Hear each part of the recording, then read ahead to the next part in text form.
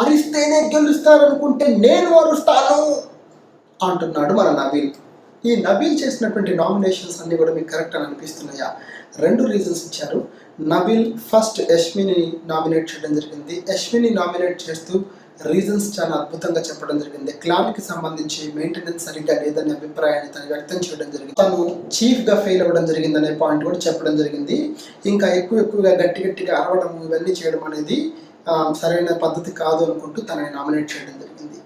ఇంకా చెప్పాలంటే last time యష్మికి big boss ఇచ్చినటువంటి అవకాశం ఏదైతే ఉందో ఒకరిని సేవ్ చేసి ఒకరిని నామినేషన్స్లో నెట్టమని, అప్పుడు మీరు గ్రూప్గా ఆడినట్టు నాకు అనిపించింది అంటూ నబీల్ అఫ్రిది తెలియజేయడం జరిగింది.